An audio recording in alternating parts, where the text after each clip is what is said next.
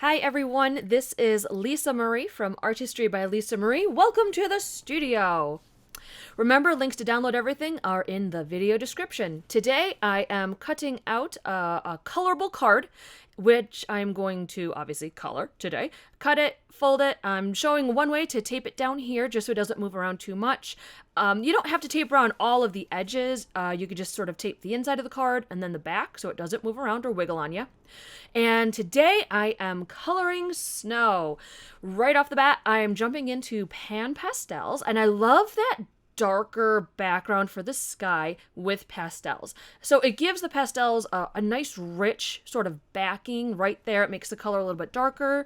And with that dark blue, it really helps just give sort of a richer shadowy look, which is perfect for the lighter colors I'm going to put on top. That's a nice light lavender there. And don't worry, I will write down the exact colors I'm using in the video description so you don't have to guess what I'm doing. Right now, though, or the colors that I'm using, you don't have to guess. Right now, I'm just building up sort of a backing for the sky, so a lavender, dark blue, and now I'm going to build up clouds. So a light blue and white are going to be my cloud colors, and I'm just using a eye shadow applicator. If it's delicate for my eyes, it's delicate enough for color, and I'm doing little dabs, and I'm blending the colors of the clouds into the sky, which is why I'm using more lavender here, building up texture, some of the dark blue to build shadows onto the clouds. Mostly I just want like a nice fluffy cloud feel up in this sky, and then little touches of white just for highlight. The sky isn't center focus of the image here. It's the snow for me, but the colors in the sky are going to be the colors in the snow. Oh, pen pastel, you can erase it. It's very nice to erase. So just get a little bit of that smoke coming out. So here you can see. So I said the colors in the sky are the colors in snow. So you look at snow, you think, oh, it's just white, but it's not. It actually reflects all of the colors around it.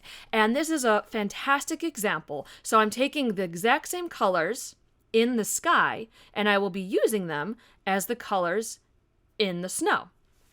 So I'm starting with that lavender again, light lavender, a little bit of the dark blue from the sky for the shadows in the snow. And again, just dabbing. I'm not doing big sweeps. This is fluffy snow, just like the fluffy clouds. So I'm just applying the colors in a very similar way. Mixing Prismacolor pencils in there as well, so nice sharp greens here, nice sharp pencil, doing a darker green, then a medium tone green, and then a lighter green will give a nice bit of depth to that tree. But obviously the green isn't center stage, it's just sort of an accent color to the snow. Same with the chimney and the house, a dark, medium, and light tones.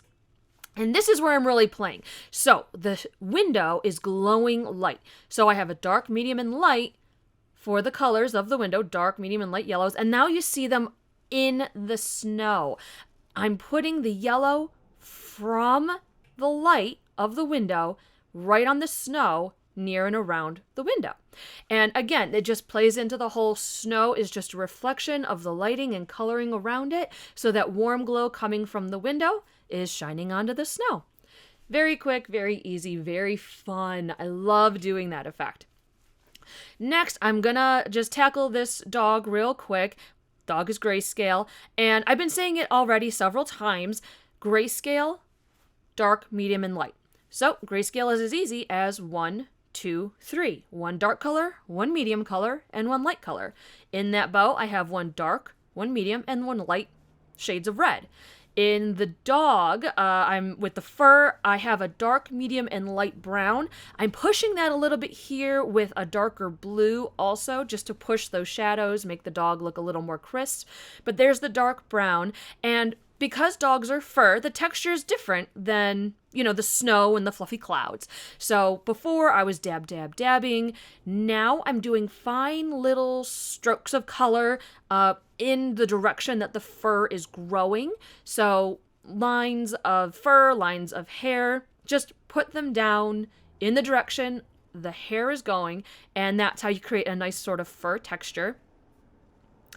Just putting the dark brown over the dark blue, and now my medium tone, that medium brown, see how it's making it already a nice sort of warm contrast to the cool blues and purples of the sky and the snow. And that's what I wanted with the dog. I wanted sort of a warm center image, just sort of to anchor in the middle of this cool winter landscape. Cool as in cool coloring. It also looks very cool. All right, so another part of the dog's fur is a lighter coloring. So I'm just going again with dark, medium, and light. But now what was the lighter tones and the medium tones in the darker parts of the fur are now the darkest part of the lighter part of the fur. And then taking a white pencil to get some nice sort of light highlights, some bright highlights. I want to push a little bit of contrast between my shadows and my lightest sections just to make it visually more interesting, help it sort of pop off the page a bit. I'm using the same shades of red that I used in the ribbon for the nose and the tongue. For consistency, red is an interesting thing. I love red, but it tends to steal the show. So I'm doing several areas with the same bits of red. There I'm doing a little bit of brown just to tone down that nose a little bit. But I'm using the same colors of red just to tie in the red visual a bit, so it's just not one red element, stealing the whole image. Pushing the shadows in the nose and in the tongue. Again, I like the contrast between really dark shadows and really light highlights. Now that the dog is done, I can go back to snow. I didn't want to do a lot of the snow around the dog beforehand in case I dragged my hand in the snow, which I have done many times before. So, just like the sky, I am blocking out shadows with the darker blue, same colors as the sky. Remember, the snow is just reflecting the colors and the lighting around it. So I am doing my dabs, and a lot of this nice, soft, gentle texture as I layer dabs of color all around the dog, building up some shadows, feel of a little bit of sort of that soft padded snow, not smooth snow. We got a little bumpy snow going on here. Same colors with the light blue, blending with dabs instead of sweeps of color. I like that blue. I really like that light blue. And then the white because, snow. Light highlights. So it's a very soft, subtle look, this particular way of doing snow. There's so many ways to do snow. This is a soft, subtle look. Very interesting. Oh, and then there's the little bit of yellow from the window because, again, snow reflects the light and colors around it, building up the shadows a bit more. And now I'm just going to be coloring my lettering a little bit because I can't just leave well enough alone. So just a dark and a light pencil here for lettering, helping it pop some off of the page. And again, repeating the reds. So I am tying some red elements together visually, dark, medium, and light.